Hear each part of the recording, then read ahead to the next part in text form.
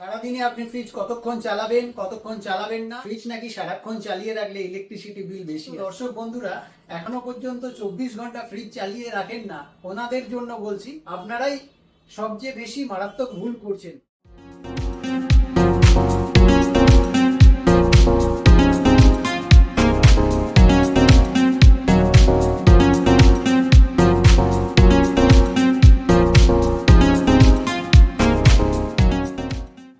অনেকে বলে ফ্রিজ নাকি সারাক্ষণ চালিয়ে রাখলে ইলেকট্রিসিটি বিল বেশি আসে।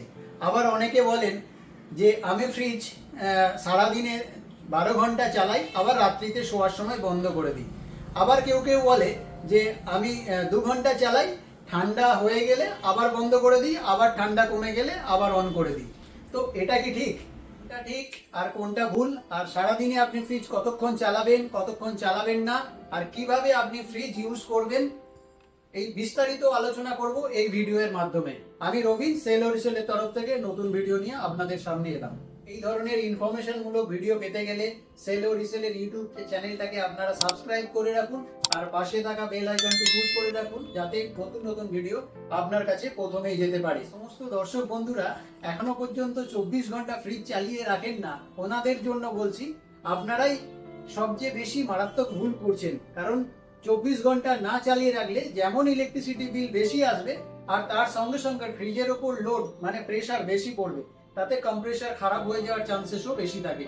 তাই জন্য আপনাকে 24 ঘন্টা মানে 24x7 ফ্রিজ চালিয়ে রাখতে হবে। চলুন টেকনিক্যালি বুঝে নেওয়া যাক যে 24 ঘন্টা ফ্রিজ চালিয়ে রাখলে কিভাবে আপনার ইলেকট্রিসিটি সেভিং হয়। যদি আপনি 24 ঘন্টা ফ্রিজ চালিয়ে রাখেন, আর আপনি যদি নির্ধারিত টেম্পারেচার সেটিং করে দেন, ওর মধ্যে একটা থার্মোস্ট্যাট কন্ট্রোলার থাকে যেটা কম্প্রেসারটাকে অন অফ করতে সাহায্য করে। যেখানে পরীক্ষামূলকভাবে দেখা গেছে যে যদি আপনি 24 ঘন্টা ফ্রিজ চালিয়ে রাখেন, তার মধ্যে মাত্র 8 আওয়ার্স আপনার কম্প্রেসারটা রান করে, আর বাকি 16 ঘন্টা আপনার মেশিনটা অটো কাট হয়ে থাকে। তাই জন্য আপনার 24 ঘন্টা চললে কিন্তু 24 ঘন্টা ইলেকট্রিসিটি বিল আসছে না, মাত্র 8 ঘন্টার পারফরমেন্সে যেটুকু ইউনিট পড়বে সেটাই হবে আপনার এক্সাক্ট ইলেকট্রিসিটি বিল।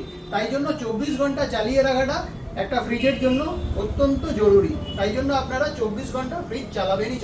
আরও একটা কারণের জন্য ইলেকট্রিসিটি বিল বেশি আসতে পারে, সেটা হচ্ছে যদি অনেক সময় ফ্রিজের মধ্যে ওভার আইসিং হয়ে যায়, মানে সিস্টেমের মধ্যে যদি ওভার বরফ হয়ে যায়, সেটা কিন্তু মাঝে মাঝে আপনাকে ডিফ্রস্ট করতে হবে। এই ডিফ্রস্টটা যদি না করেন তাহলে কিন্তু কুলিং কমে যায়, আর সেক্ষেত্রে কম্প্রেসার বেশিক্ষণ রান করে, সেক্ষেত্রে আপনার ইলেকট্রিসিটি বিল বেশি আসতে পারে। তাই জন্য মাঝে মাঝে ডিফ্রস্ট করাটা খুবই জরুরি। এছাড়াও সিঙ্গেল ডোর ফ্রিজেতে যদি মাত্রা অতিরিক্ত বরফ জমে যায় আর আপনার ওখানে খাবার রাখা থাকে, ইনস্ট্যান্ট যদি আপনি রিমুভ করতে না পারেন, কোনো সময় ধারালো কোনো চাকু দিয়ে বা কোনো কিছু জিনিস দিয়ে ওটাকে তোলার চেষ্টা করবেন না।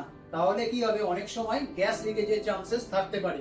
তাই জন্য প্রয়োজন হলে আপনি ওখানে একটু গরম জল একটু ছিটিয়ে দিন, তাহলে আইসটা মেল্ট হয়ে যাবে, তখন আপনি ইজিলি এই প্রোডাক্টটা রিমুভ করতে পারবেন। যেহেতু আমরা ফ্রিজের ইলেকট্রিসিটি বিল নিয়ে আলোচনা করছি, সেহেতু আমাকে ফ্রিজের স্টার রেটিং নিয়েও আপনাদের কাছে একটু বলা দরকার। আজকে অনেকেই বলতে পারেন যে আমার কাছে 5 স্টারের ফ্রিজ আছে, বা আপনি 5 স্টারই ফ্রিজ কিনবেন, বা আপনারা কাউকে গাইডলাইন করছেন যে 5 স্টারই ফ্রিজ কিনতে হবে। তো ওনাদের জন্য বলছি, 5 স্টার আর 3 স্টারের জন্য ইলেকট্রিসিটি বিল হ্যাবক কিছু কম আসে এরকমটা না। 5 স্টারের জন্য ইলেকট্রিসিটি বিল কম আসে ঠিক কথা, বাট 3 স্টারের জন্য ইলেকট্রিসিটি যেটা বেশি আসে সেটা মাত্র 10 থেকে 15 টাকার গ্যাপই থাকে। চলুন ফর এক্সাম্পল আপনাদেরকে বলি, যদি আজকে আপনি একটা 5 স্টার 192 লিটারের রেফ্রিজারেটর পারচেস করেন, তাতে ইলেকট্রিসিটি বিল আসে মাত্র 131 ইউনিট পার ইয়ার।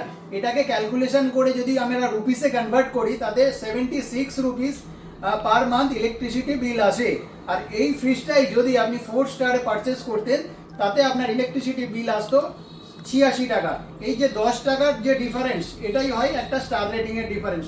1 স্টারে 10 টাকার ইলেকট্রিসিটি বিল কম বেশি আসবে।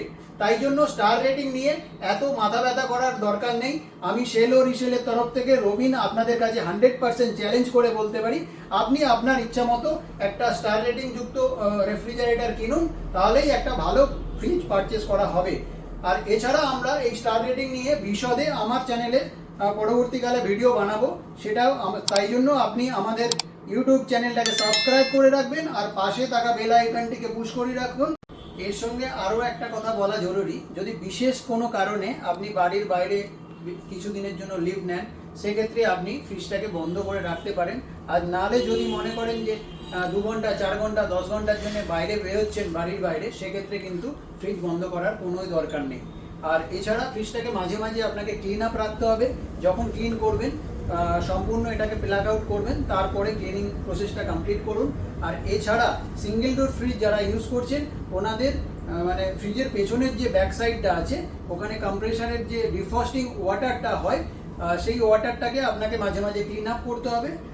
এই ছোট ছোট জিনিসগুলোই যদি আপনার মাথায় থাকে, তাহলে আপনি কিন্তু অনায়াসেই একটা ফ্রিজ ইউজ করতে পারবেন। আর তার সঙ্গে সঙ্গে ইলেকট্রিসিটি বিল কিভাবে কমানো যায় সেটাও আপনি নজরে রাখতে পারবেন। আর যদি কোনো বিশেষ অসুবিধা হয়, স্ক্রিনে দেওয়া নাম্বারে ফোন করুন, আমার এক্সিকিউটিভ আপনাকে সবসময় হেল্প করবে। আর এছাড়াও বলে থাকি, আমার 3টে ব্রাঞ্চ রয়েছে, সেল হরিসেলের 3টে ব্রাঞ্চ রয়েছে। সেটা হচ্ছে গড়িয়া, চন্দননগর, কেষ্টপুর। যার যেখানে সুবিধা হয় আপনারা ফিজিক্যালি আসুন, একবার দেখুন, ভিজিট করুন। আশা করি আপনাদের ভালো লাগবে।